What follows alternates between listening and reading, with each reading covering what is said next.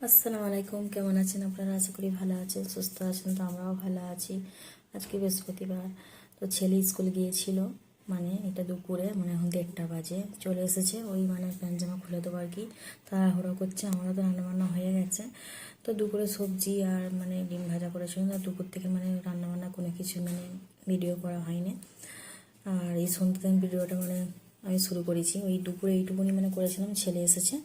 তো যাই হোক, এখানে চলে এলাম মানে মিষ্টির দোকানে, বাঙালি মিষ্টির দোকানে।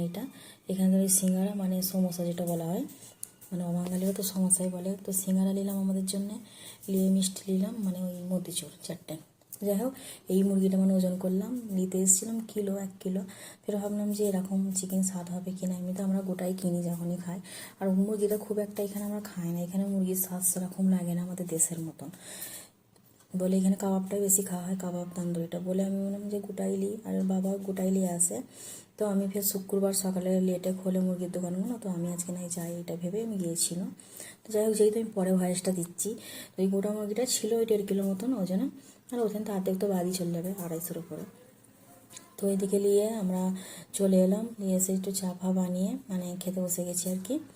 মুড়ি নিলাম, ও দিদির মেয়ে বললো যে মুড়ি খাবো, মুড়ি আর সিঙ্গাড়া, আমার লাগে একটু চা বানালাম আর বিস্কিট তোমার হয়ে যাবে। আর মতিচুরটাও ছেলে খায় না, ছেলে মিষ্টি জিনিস কিছুই খেতে ভালোবাসে না, ঝাল ঝোল বলো মিষ্টি বলো। এদিকে যাই হোক, মিষ্টি জিনিসটা খাই না।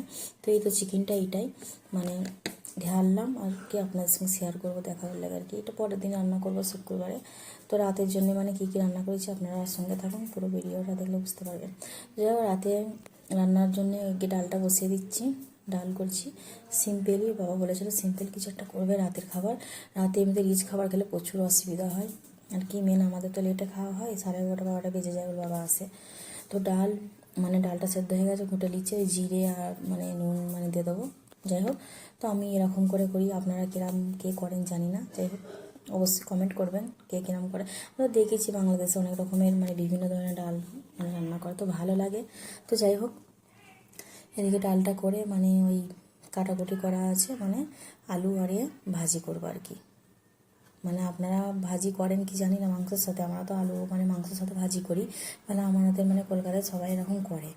তো ওরকম দ্বারা ও বাবা এটা পছন্দ করে, খুব সুন্দর মানে ওর মানে খেতে ভালো লাগে আর কি। তো যাই হোক, এখানে ভাতটাও মানে ফুটে যাচ্ছে, ভাতে বসিয়ে নিলাম, হয়ে যে ভাজিটা বসিয়ে দিয়েছি। ভাজিটা মানে এই মানে মশলাপাতি দিয়ে মাখিয়ে রেখে দিয়েছিলাম নরম হয়ে যাবে বলে।